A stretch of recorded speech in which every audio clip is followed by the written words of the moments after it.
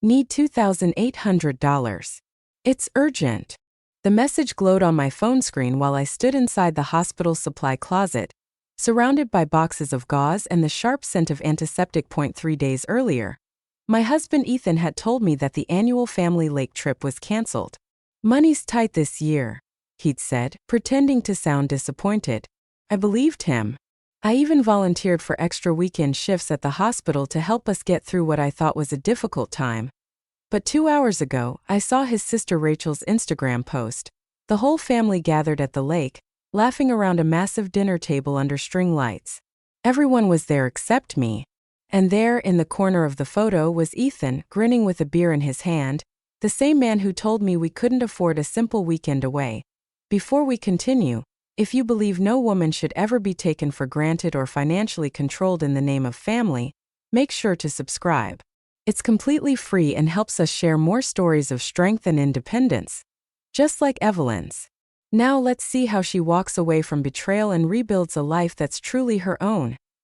Now, he was texting me for his mother's mortgage payment, the $2,800 I sent every month without fail. My thumbs hovered over the keyboard before I finally typed the words that ended our marriage. Ask your family. The phone rang instantly. I let it buzz 3 times before hitting decline. I picked up the box of supplies I'd come for and stepped back into the fluorescent chaos of the ICU. My shift still had 4 hours left, but my marriage had just ended. In 5 words, that it hadn't always been like this. 7 years earlier, Ethan and I had stood in a courthouse wearing borrowed clothes and cheap smiles. He wore his friend's old suit. I wore my mother's dress, altered at the waist. We'd laughed about our $300 wedding budget, telling each other that love was free and that was all we needed. Back then, his family seemed charming. His mother, Lydia, brought homemade casseroles to our tiny apartment. His father, Gerald, helped us move secondhand furniture. And Rachel used to call me sister, and I believed she meant it. But the cracks began with a quiet conversation over coffee in my kitchen. Lydia sighed and mentioned how the property taxes on their lake house had gone up. Sometimes I wonder if we should just sell it, she'd said dramatically. Ethan's face fell at the thought, and before I could stop myself, I offered, maybe we can help, just for this year. Lydia hugged me, tears shining in her eyes. You're the daughter I never had.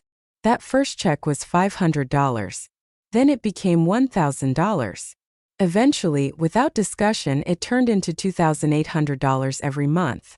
Ethan handled the transfers, assuring me it was only temporary, that his parents would pay us back soon. Standing in the ICU now, the antiseptic air heavy around me, I realized just how deep the cuts had gone. The family I tried to save had been bleeding me dry, slowly, quietly, and with a smile. The hospital corridor buzzed with noise, monitors beeping, voices echoing, but Evelyn moved through it in silence, her mind replaying the same image again and again. Ethan smiling in Rachel's Instagram post, beer raised in a toast, while she worked overtime believing the family trip was canceled. That night, she couldn't sleep. Her mind tallied the numbers. $2,800 every month for 3 years. More than $100,000 sent to people who never even thought to invite her to dinner at BY morning. Exhaustion gave way to a strange calm. She opened the joint banking app on their laptop and scrolled through the history. Transfer after transfer, neatly labeled family support or property tax help. Each transaction was another small betrayal wearing the disguise of love. Sunday came too quickly. After a 12-hour shift, she drove home under the dim streetlights, her body heavy from fatigue. When she parked outside their apartment, Ethan's car wasn't there. Of course it wasn't. He was probably still at the lake, sleeping off a weekend of laughter and champagne.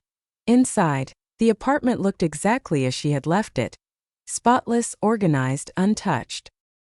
His coffee mug still sat by the sink, the imprint of his lip faintly visible on the rim. She sat on their old couch, still wearing her scrubs, and stared at the blank TV screen until dawn. 7 a.m. The sound of keys in the lock startled her. Ethan walked in, tan from the sun, smiling like nothing had happened.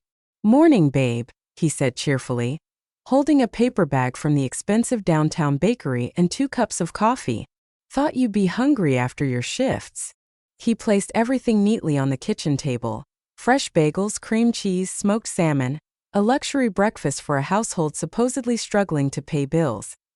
Evelyn watched him move around the kitchen with easy confidence. When he leaned down to kiss her cheek, she didn't pull away, but she didn't return it either. "How was your weekend?" he asked casually, pouring coffee into her cup. "Busy," she replied. "The shifts were brutal." He smiled, pretending not to notice her flat tone. "I mostly stayed home, caught up on reports. Did some work on the balcony. Got a bit of sun." Evelyn looked at him closely. The balcony he mentioned could barely fit one chair. Yet he was tanned like he'd spent days on a boat. She nodded, saying nothing. "Your mom texted," she lied smoothly. "Said she needs the payment today." Ethan didn't flinch. "Right. Yeah, I'll handle the transfer after my shower." He stretched and headed to the bathroom, humming as he went. Moments later, the sound of running water filled the silence, followed by his off-key singing. A sure sign he was completely relaxed, unaware that his secrets were unraveling. Evelyn opened their laptop again. The banking history glowed on the screen. She took screenshots of everything, every month, every dollar, then uploaded them to a new cloud folder she named simply Truth. When Ethan emerged from the shower, smelling of his expensive shampoo, Evelyn sat quietly, sipping her coffee as if nothing had changed. But in her heart she already knew everything had. Tuesday passed in uneasy quiet. Ethan behaved as though nothing had changed, cheerful, attentive, chatting about errands and work that didn't exist. Evelyn matched his performance, nodding, smiling, pretending to listen while every word he spoke only deepened the ache in her chest. By Thursday afternoon, the pretense shattered. Evelyn was in the hospital cafeteria during her short lunch break, poking at a wilted salad, when her phone buzzed. The message glowed on the screen like a spark that ignited everything she'd been holding back. "Ethan. Babe, need $2,800 today. Mom's mortgage is due. Urgent. Can you transfer?" Evelyn stared at the message, her fork frozen midair. Around her, the cafeteria buzzed with noise. Nurses laughing, doctors talking, the distant chime of an elevator, but everything sounded muffled, like she was underwater. 3 years of sacrifice condensed into one single, infuriating line. She stood abruptly, leaving the half-eaten salad behind, and walked quickly down the hall until she found an empty supply closet. It was the only place she could breathe. Boxes of gloves and antiseptic lined the shelves. The air was sharp, sterile, cold. Her thumbs moved with surgical precision. 5 words. "Ask your family." Almost instantly, her phone rang. "Ethan." She hesitated, then answered. "What does that mean?" His voice was tense, stripped of its usual confidence. "It means," she said evenly, "I saw Rachel's video. The lake trip. The one you said was cancelled." Silence. For a long, unbearable moment, all she could hear was the faint hum of the air vent in her own heartbeat. "Evelyn," Ethan began, his voice cracking, "you don't understand." "Oh, I understand perfectly," she cut him off. "I've been paying your family's bills for 3 years while they pretended I didn't exist. I'm good enough to cover your mother's mortgage, but not good enough to be invited to dinner. It wasn't like that." "Then tell me," she snapped, her voice trembling with controlled fury. "Explain how it wasn't exactly what it looks like." The pause on the line stretched thinner and thinner. Finally, he said, "Please just let me explain when you get home." "I can't right now," Evelyn replied quietly. "I have actual emergencies to handle, not the kind your family manufactures." She ended the call, set the phone on the metal counter beside her, and took a deep breath. For the first time in years, the air didn't feel suffocating. A knock came at the door. Another nurse needed supplies. Evelyn handed over a box of gauze, slipped her phone into her pocket, and walked back into the bright hallway of the ICU. Her shift still had hours to go, but the real operation, cutting herself free from that family, had already begun. When Evelyn walked through the apartment door that evening, she froze. For a second, she thought she had stepped into the wrong place. The lights were off, replaced by a warm golden flicker. Candles covered every surface, the coffee table, the window sills, even the counter by the sink. The air smelled of garlic and basil, rich and heavy. The dining table, usually cluttered with takeout containers and unpaid bills, was set with the fine china Ethan's aunt had gifted them years ago, the same set that had sat untouched above the refrigerator. Ethan stepped out from the kitchen wearing the burgundy shirt she had bought him last Christmas. In his hands, a bottle of wine and a forced smile. "Evelyn," he said softly, his voice cautious, rehearsed. "I made dinner. Your favorite from scratch. Pasta arrabbiata." He had only cooked it 3 times in 7 years when he proposed after their first big fight about money, and now. Evelyn's lips twitched, not in affection but in bitter amusement. "Sit," he said, pulling out a chair. "Please just let me explain." She sat, not because she wanted an explanation, but because her feet ached from 12 hours on the hospital floor. And she wanted to see just how far he'd take this performance. Ethan poured the wine with trembling hands, then served her plate with exaggerated care. "Everyone feels terrible," he began, his voice full of false sympathy. "Mom's been crying all day. She never meant to hurt you." Evelyn stared at the glass of deep red wine. "Your mom's been crying," she repeated slowly, her tone flat. "The woman who's been cashing my $2,800 checks every month is crying? She didn't know I hadn't told you about the trip," Ethan rushed. She assumed I was working," Evelyn interrupted. "Because that's what I always do, right? Work while all of you play." He sighed, reaching across the table for her hand, but she withdrew it. "We thought it would be easier," he said. "You always say big gatherings exhaust you after your shifts." "I say a lot of things are exhausting, Ethan," she replied evenly. "That doesn't mean I want to be excluded. Especially from the things I'm paying for." "It wasn't about the money," he insisted. "It's always about the money." She took a slow sip of wine, her eyes steady.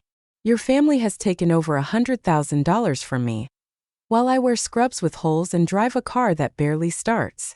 "That's an exaggeration," he muttered, defensive. "I have the statements," Evelyn said quietly. "Every single one. Want to see them?" His face changed then, the loving mask slipping just enough to reveal fear. "They're my parents," he whispered. "Family helps family." "Apparently," Evelyn said, rising from her chair. "I'm not family." The only sound left in the room was the hiss of candle wax melting into silence. The next morning, Evelyn was getting dressed for her shift when her phone buzzed. "Lydia." Her stomach tightened, but she answered anyway, putting the call on speaker while she tied her shoes. "Evelyn, sweetheart." Lydia's syrupy voice began, full of practiced gentleness. "This whole thing has gotten so out of hand." "Has it?" Evelyn asked, her tone calm but detached. "We thought you were working, dear. Ethan said you picked up extra shifts. We didn't want to make you feel bad about missing the family time." Evelyn paused, adjusting her hospital badge. "So instead of inviting me and letting me decide, you lied to me?" "That was the kinder option," Lydia replied quickly. "We didn't lie. Ethan told me the trip was canceled," Evelyn said flatly. "Was that true, Lydia?" Silence. The kind that answers louder than words. When Lydia finally spoke again, her tone shifted. "The money you send, it's not about that. We're grateful, of course, but family is about more than money." "I agree," Evelyn said. "Which is why I'm confused about being excluded from family events that I'm paying for." "Evelyn, please. The house, the mortgage, we could lose everything." "Maybe you should sell one of the boats," she replied evenly, lacing her sneakers. "Or ask the family members who actually got invited to your gatherings, the real family." "You don't mean that." "I do," Evelyn said. "The transfers stop now. If you need help, ask your family. The ones in all those photos." She ended the call before Lydia could respond. The silence that followed felt like oxygen. But the peace didn't last. Within hours, Rachel struck back first. It was subtle. Vague quotes on her Instagram story. "Family isn't about blood. It's about who shows up when you need them." Then another. "Some people will never understand sacrifice." By lunchtime, Rachel escalated. She posted a glossy photo of the lake house, sunlight glittering off the water. The caption read, "This place holds every memory that matters. Real family knows what's worth fighting for." Others only see dollar signs. The comments flooded in. Cousins Evelyn had never met called her heartless. Aunts who had never invited her to dinner labeled her selfish. Even a woman named Barbara, one of Lydia's church friends, wrote a long paragraph about how young people today don't understand family loyalty. Evelyn read every word in quiet disbelief. Then she began taking screenshots, each post, each comment, each smear carefully saved. Evidence. Documentation. Proof of who they were when the money stopped flowing that evening. She sat alone in her small living room, the glow of her phone screen reflecting in her eyes. They thought shame would break her, instead it was turning into her weapon. By Monday morning, Evelyn had made her decision. During her lunch break, she drove across town to a quiet credit union she'd researched online. It wasn't linked to any of Ethan's accounts. No shared passwords, no family connections. The woman at the front desk had silver streaks in her dark hair and a kind smile. Her name tag read Patricia. "I'd like to open a checking account," Evelyn said, her voice steady but low. "Just in my name." Patricia didn't ask why a married woman needed her own account. Maybe she'd seen that look before. Quiet resolve mixed with exhaustion. She processed the request swiftly, efficiently, without judgment. "Will you be making a deposit today?" Evelyn handed over her overtime check from the previous weekend, $800 she'd earned while Ethan and his family laughed by the lake. The irony wasn't lost on her.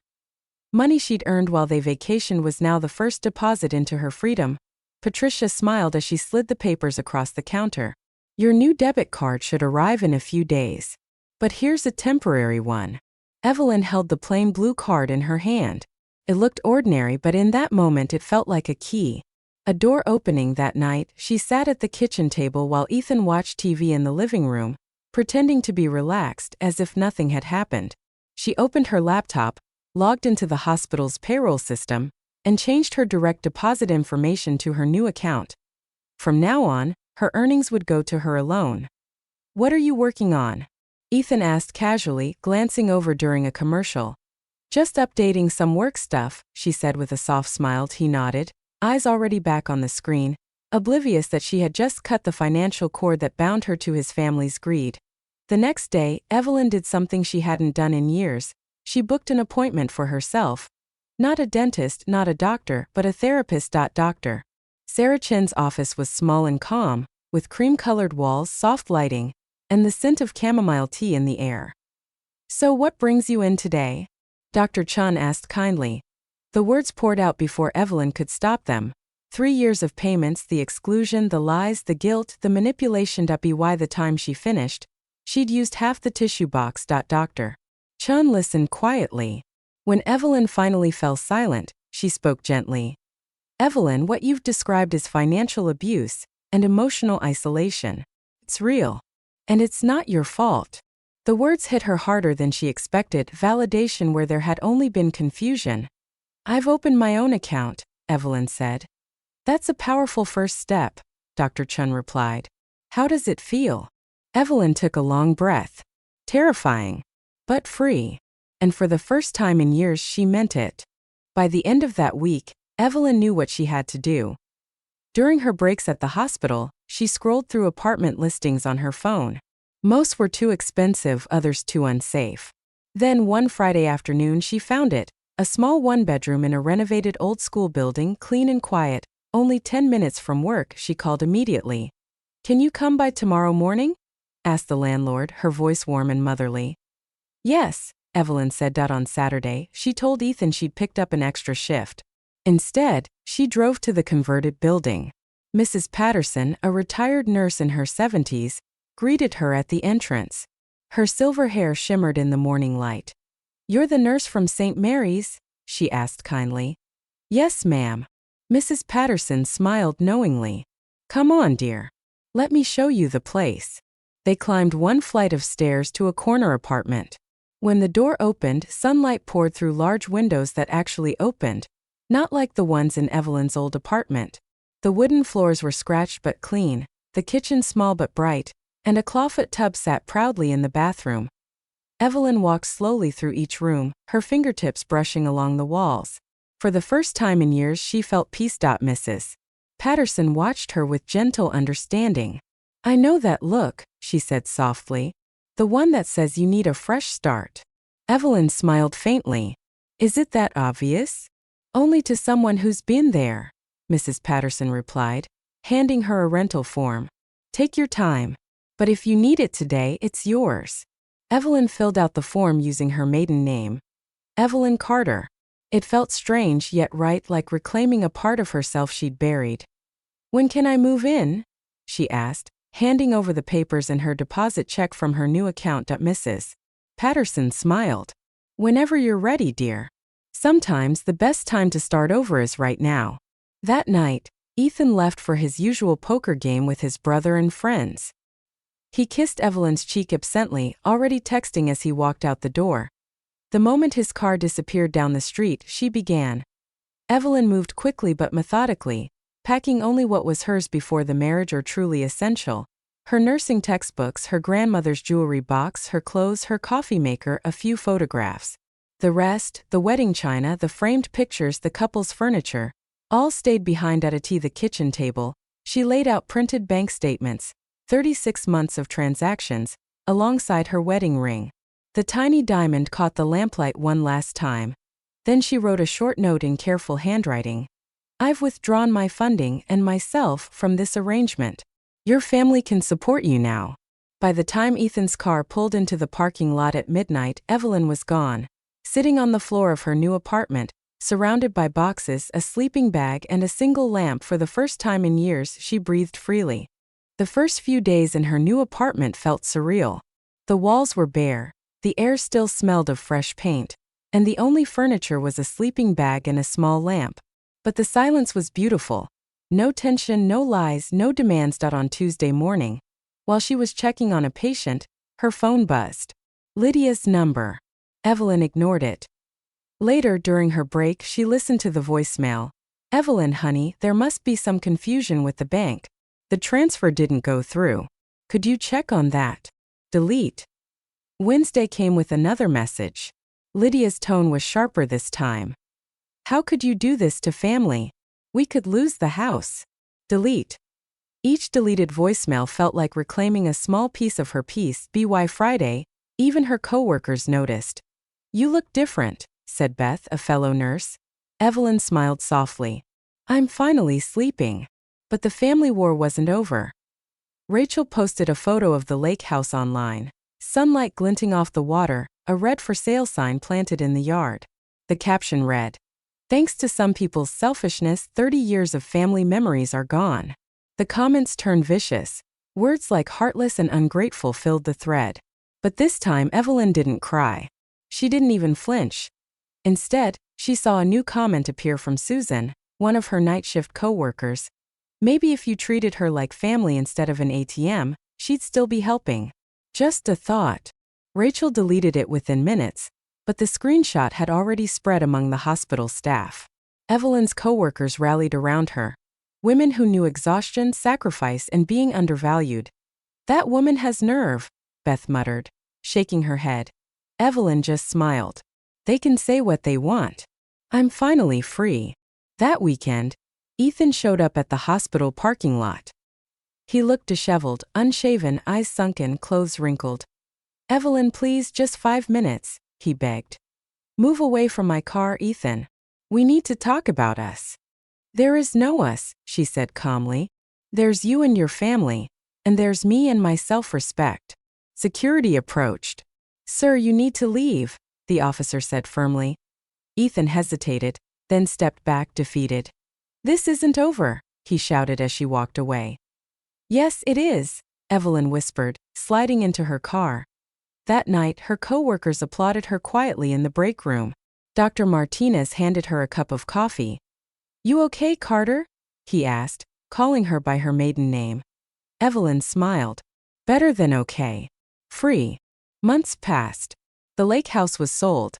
Ethan moved back in with his parents, and Lydia's manipulative voicemails faded into silence. Evelyn's savings grew, her sleep deepened, and her laughter slowly returned.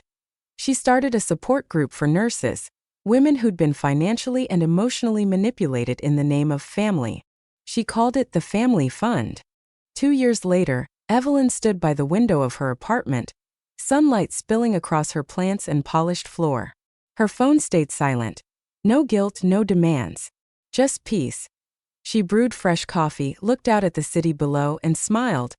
She hadn't just left Ethan, she'd rebuilt herself. My favorite part was when Evelyn left that note on the kitchen table and walked away without looking back. What was your favorite moment of justice in her story? Drop it in the comments below.